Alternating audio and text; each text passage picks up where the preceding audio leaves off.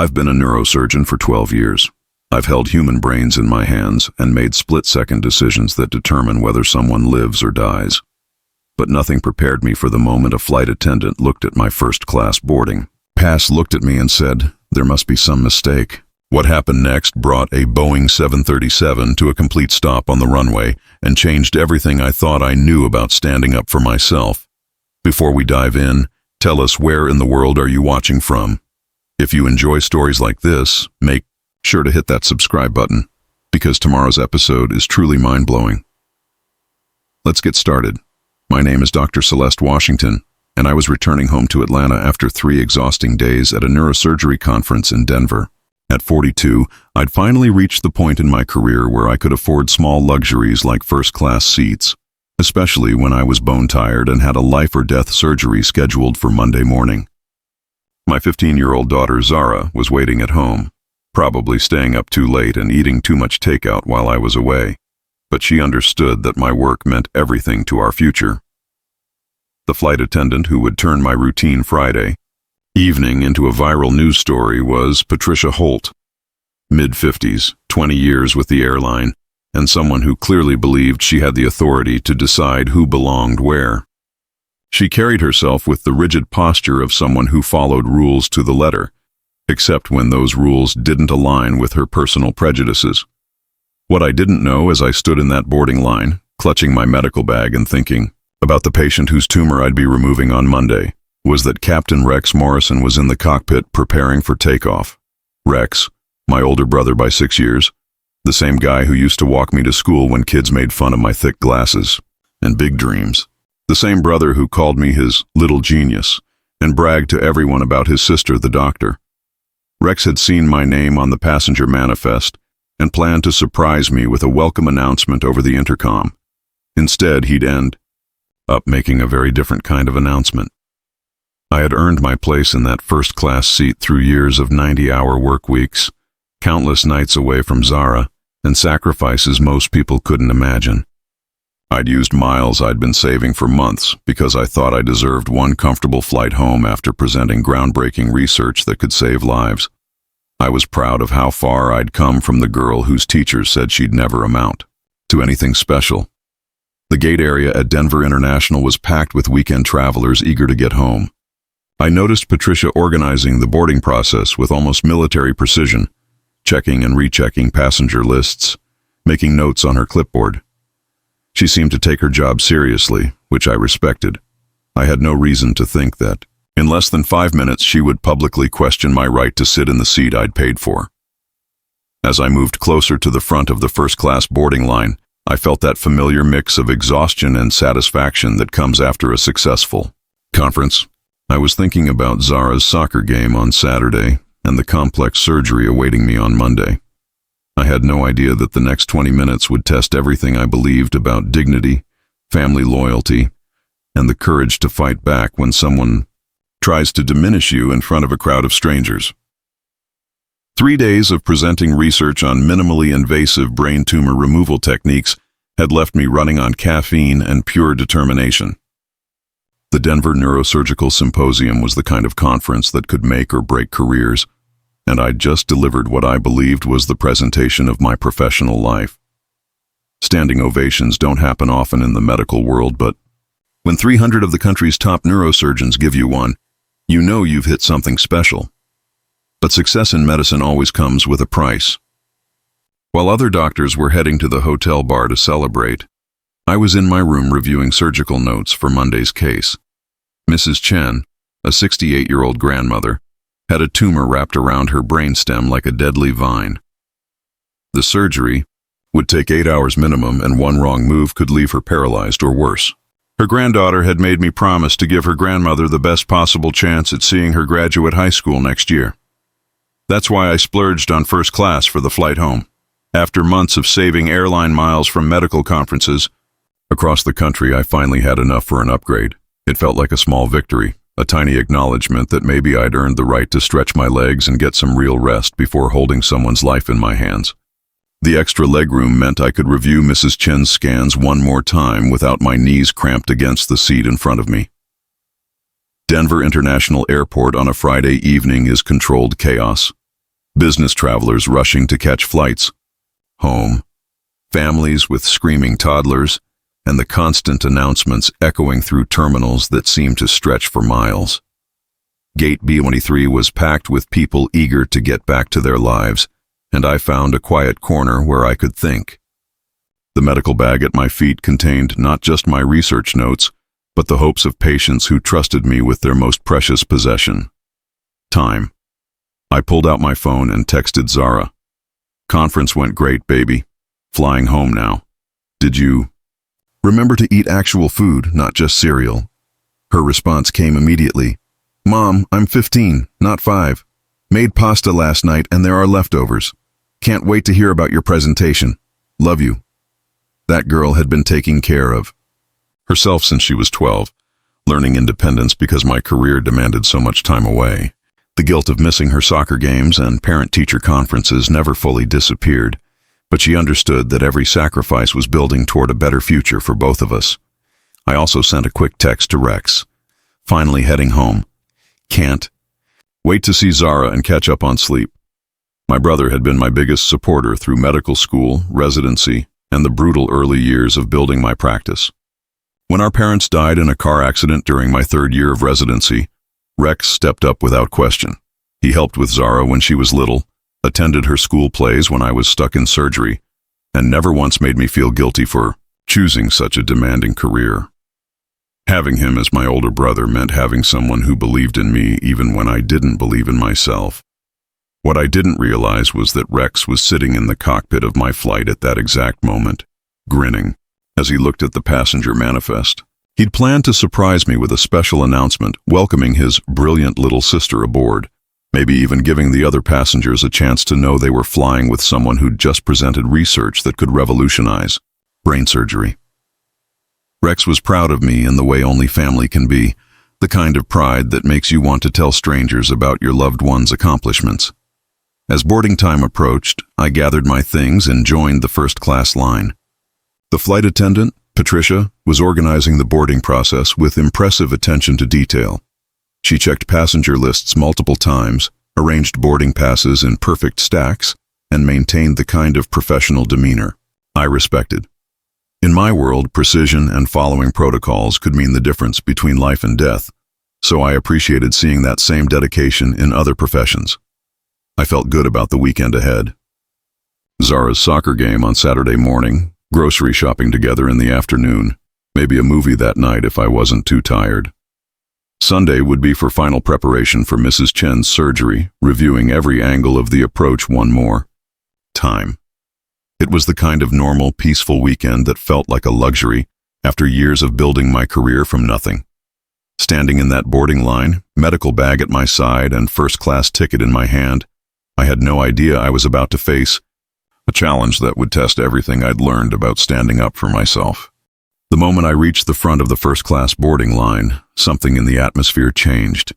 Patricia looked at my boarding pass, then looked at me, and I saw her expression shift from professional courtesy to barely concealed skepticism.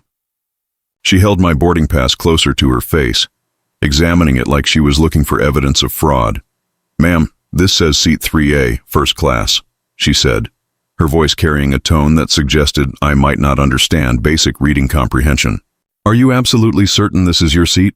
The question hit me wrong, not because it was unreasonable to double-check a boarding pass, but because of the way she asked it, like she was giving me a chance to confess to some mistake I'd made. I kept my voice level and polite. "Yes, that's my seat. I upgraded using my frequent flyer miles." Patricia's eyebrows raised slightly. "Frequent flyer miles? How many miles do you typically accumulate?" The question was inappropriate and none of her business, but I could feel other passengers behind me growing restless. A businessman checked his watch audibly.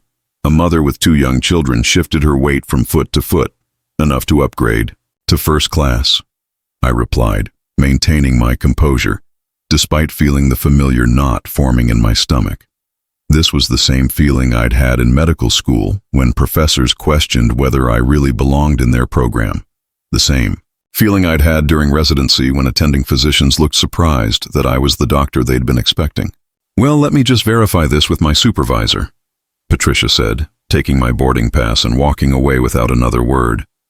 She left me standing there in front of 40 other passengers, all of whom could see that something was wrong but couldn't quite understand what was happening. I pulled out my phone and checked the time. We were supposed to board 10 minutes ago. The passengers behind me were starting to murmur. I heard someone say, "What's the holdup?" And another person respond, "Some issue with her ticket, I think." When Patricia returned with Margaret Chen, the gate supervisor, I felt a small surge of relief. Margaret examined my boarding pass and ID with professional efficiency. "Everything looks correct here," she said to Patricia. "Dr. Washington, I apologize for the delay. Please go ahead and board." But Patricia stepped forward, interrupting her supervisor. "Margaret, I still think we should double-check this. Sometimes these upgrade confirmations get mixed up in the system. Maybe she's confused about which flight she's on." The word confused hung in the air like an accusation. Margaret looked uncomfortable but deferred to her employee's supposed expertise. "Dr. Washington, could you show me your confirmation email one more time?" I pulled up the email on my phone, my hands steady despite the anger building inside me. Years of performing surgery had taught me to remain calm under pressure, but this was different. This wasn't about medical protocol or patient care. This was about someone deciding I didn't belong somewhere based on nothing more than how I looked. "Everything appears to be in order," Margaret said after reviewing my phone. But before she could dismiss the situation, Patricia spoke up again, this time loud enough for everyone in the boarding area to hear. "Are you sure you can afford first class? We have some lovely seats available in economy that might be more suitable." The words came out with a smile, but the meaning was crystal clear. She wasn't questioning my ticket anymore. She was questioning my worth. The boarding area fell silent. 40 pairs of eyes focused on the interaction playing out in front of them. Some passengers pulled out their phones. I saw a teenager with purple hair start recording. A well-dressed woman in line behind me whispered to her companion, "Did she just say what I think she said?" I looked directly at Patricia, making sure my voice carried clearly. "I am Dr. Celeste Washington. I'm a neurosurgeon returning from a medical conference where I presented research that could save lives. This boarding pass represents a seat I purchased with miles I earned through years of professional travel. I would like to board this aircraft now." Patricia's face hardened. The mask of professional courtesy disappeared completely. "Doctor," or "Not, I'm responsible for the safety and security of this aircraft. I decide who boards and when they board. Something about this situation doesn't feel right to me." The businessman behind me finally spoke up. "Ma'am, her ticket is clearly valid. Can we please just board? Some of us have connections to make." But Patricia ignored him, turning back to me with an expression that made it clear this had nothing to do with airline policy and everything to do with her personal prejudices. "I'm going to need to verify this ticket more thoroughly," she announced. "There are procedures we have to follow when something seems irregular. Nothing about my ticket was irregular, except the color of the skin of the person holding it." Standing in that boarding area, surrounded by passengers with their phones out and Patricia treating me like a criminal, I reached a decision point that would define everything that happened next. I could back down, accept a seat in economy just to avoid the scene, and let Patricia's prejudice win.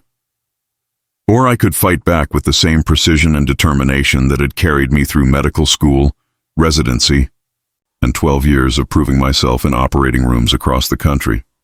I chose to fight, but I wasn't going to fight the way Patricia expected.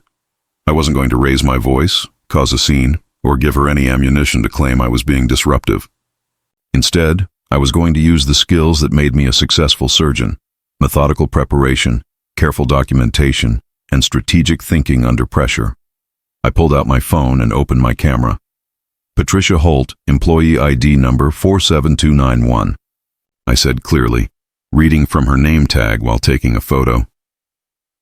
"I'm documenting this interaction for my formal complaint with the airline, the Department of Transportation, and my attorney."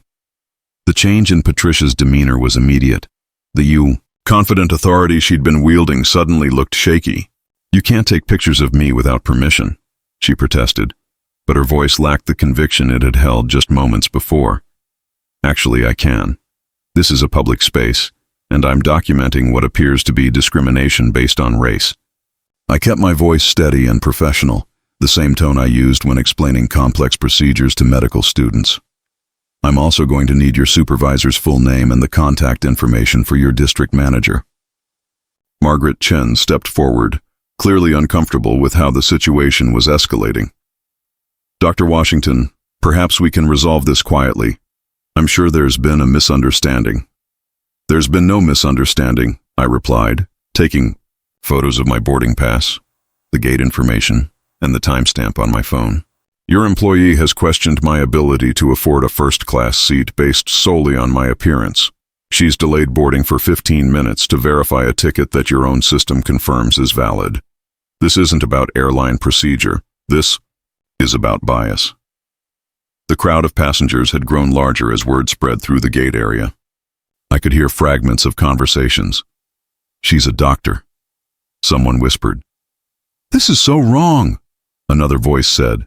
A young woman near the back called out, let the woman board her flight. Patricia's face was flushed now, and I could see her, realizing that she'd backed herself into a corner.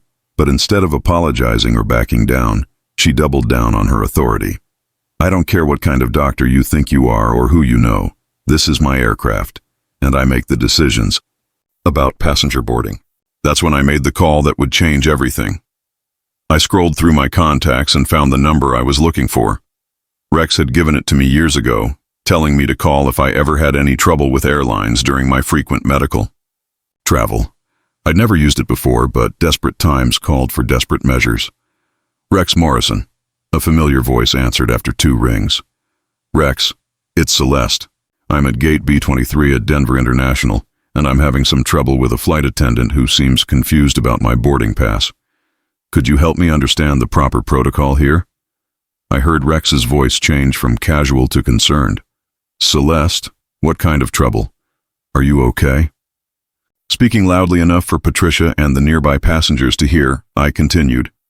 Well, according to the flight attendant, there's some question about whether my first-class ticket is legitimate, despite the fact that it's been verified by the gate supervisor. She's also asked whether I can afford first class and suggested I might be more comfortable in economy. There was a pause on the other end of the line, and when Rex spoke again, his voice carried the authority of someone who'd been flying commercial aircraft for 20 years. Put me on speaker, Celeste. I held up my phone, and Rex's voice filled the gate area. This is Captain Morrison speaking. May I ask who I'm speaking with? Patricia's eyes went wide.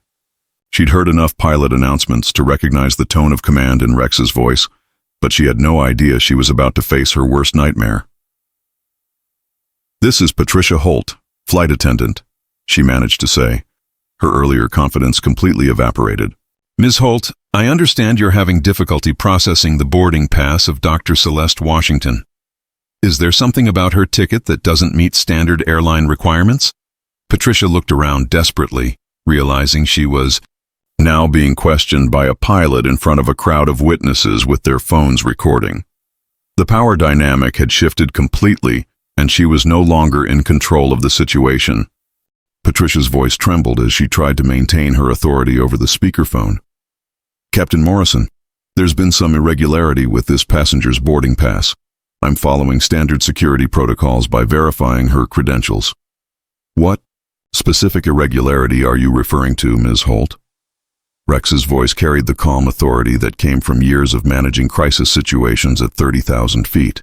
Has the ticket failed electronic verification? Is there a discrepancy in the passenger's identification? The gate area had gone completely silent. Even crying babies seemed to sense the tension in the air. Patricia looked around desperately, realizing that a pilot was systematically dismantling her excuses in front of dozens of witnesses with recording phones.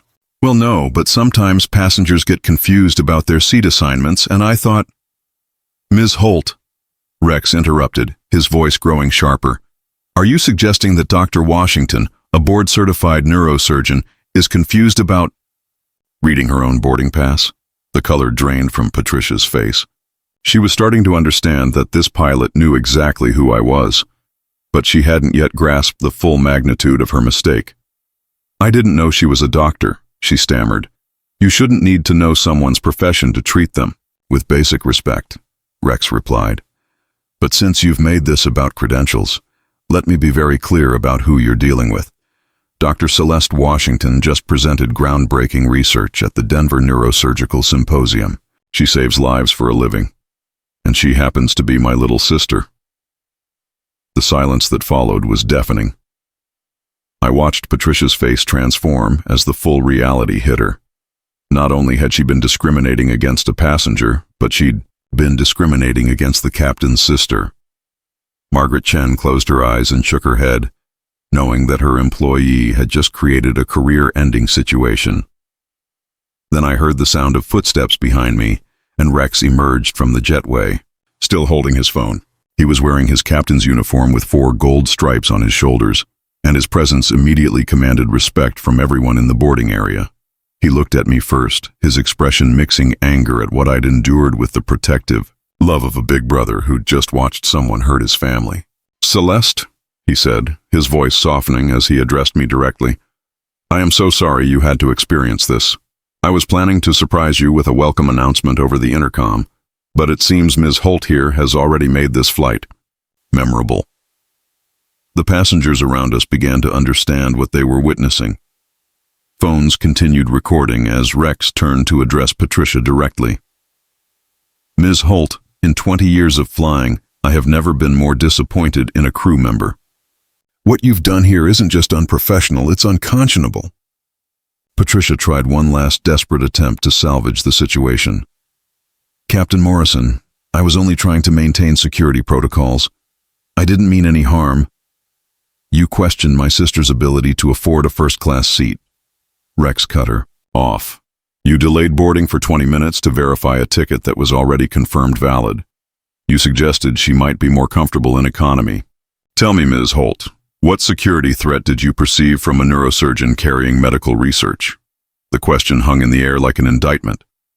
Patricia had no answer because there was no answer that wouldn't admit to the racial bias that had driven her actions. Rex pulled out his radio. "Ground control, this is Captain Morrison on Flight 1247. We have a crew situation that requires immediate attention. We'll need a replacement flight attendant before we can proceed with departure." The announcement sent shockwaves through the gate area. Passengers began applauding, understanding that the captain was taking a stand for what was right, even if it meant delaying the flight. A woman near the front called out, "Good for you, Captain." Others joined in with approval. Security personnel appeared within minutes, having been monitoring the situation from a distance. Rex addressed them professionally. "This crew member needs to be removed from the aircraft. I'll be filing a full incident report with the airline and the FAA." As security escorted Patricia away, she looked back once, her career in aviation effectively over. The gate erupted in applause again, this time louder and more sustained. Rex put his arm around my shoulders and addressed the crowd through the gate's PA system. "Ladies and gentlemen, I want to apologize for this delay. I also want to introduce you to my sister, Dr. Celeste Washington, who just spent 3 days presenting medical research that will save lives. She represents the very best of what passengers bring to our aircraft, and she deserved so much better than what happened here today." The applause was thunderous. The flight home became something I never could have imagined. Rex personally escorted me to my first-class seat, and as other passengers boarded, many stopped to shake my hand or thank me for standing up to discrimination. A young black woman, in her 20s, approached me with tears in her eyes. "I'm in my 2nd year of medical school," she said quietly. "Watching you handle that situation with such dignity gives me hope for my own future." Those words hit me harder than any of Patricia's insults had. I realized that my refusal to back down hadn't just been about claiming my rightful seat. It had been about showing other people that they didn't have to accept discrimination silently, that they could fight back with grace and strength. The replacement flight attendant, Maria Santos, couldn't have been more professional or kind. She went out of her way to ensure my comfort and personally apologized for what had happened. In 15 years with this airline, I've never seen anything like that, she told me. Captain Morrison did the right thing, and so did you. During the flight, Rex made several announcements that turned what could have been an awkward situation into something almost celebratory. He talked about the importance of treating every passenger with respect, regardless of their background or appearance. He mentioned my presentation at the neurosurgical conference and how proud he was to be my brother. By the time we landed in Atlanta, I felt like I'd been surrounded by a community of support rather than isolated by one person's prejudice. But the real impact became clear in the days and weeks that followed. The teenager with purple hair had posted her video on social media with the hashtag #FlyWithDignity, and it went viral within hours. By Monday morning, it had been viewed millions of times and picked up by major news outlets. The airline's CEO personally called to apologize and announced new mandatory bias training for all crew members. Patricia Halt was terminated immediately. The airline issued a public statement making it clear that discrimination had no place in their company culture. They also implemented a new policy requiring supervisors to intervene immediately when passengers report discriminatory treatment. When I arrived home that Friday night, Zara was waiting up despite the late hour. I told her everything that had happened, and she listened with the kind of intensity that reminded me how much my actions mattered to her developing sense of justice and self-worth. "Mom, what if Uncle Rex wasn't the pilot?" she asked when I finished the story. "Then I would have fought just as hard," I told her. "Maybe it would have taken longer. Maybe the outcome would have been different, but I still would have fought. Because respect isn't something you have to earn based on who you know or what you do for a living. It's something you deserve simply because you're human." Monday's surgery went perfectly. Mrs. Chen's tumor was removed successfully, and she was already asking about her granddaughter's graduation plans by Tuesday afternoon. But as I walked to my car after checking on her recovery, I couldn't stop thinking about how different that weekend could have gone if I hadn't found the courage to stand up for myself. 6 months later, I received a letter that changed my perspective on the entire experience. It was from Keisha Williams, a young black woman finishing her residency in pediatrics. She wrote, "Dr. Washington, I saw the video of your experience with that flight attendant. I've faced similar situations throughout medical school and residency, and I usually just kept quiet to avoid making waves. But watching you demand the respect you deserved with such dignity and strength inspired me to find my own voice. Last month, when an attending physician questioned whether I was really the doctor he was expecting, I stood up for myself. I thought, you should know that your courage created a ripple effect. That letter now sits framed in my office, next to my medical degree, and the photo of Zara at her high school graduation. It reminds me every day that sometimes the most important battles we fight aren't just for ourselves. They're for everyone who comes after us. Everyone who needs to see that it's possible to demand dignity while maintaining grace." Rex still flies for the same airline, and he tells me that the incident has become part of their training program. New flight attendants watch the video and discuss how to recognize and prevent discriminatory behavior. What started as one person's prejudice became a catalyst for systemic change. That's the lesson I carry with me now. Silence in the face of injustice isn't peace, it's complicity. Sometimes the most important flights we take aren't to our destinations, but toward the courage to demand the respect we all deserve.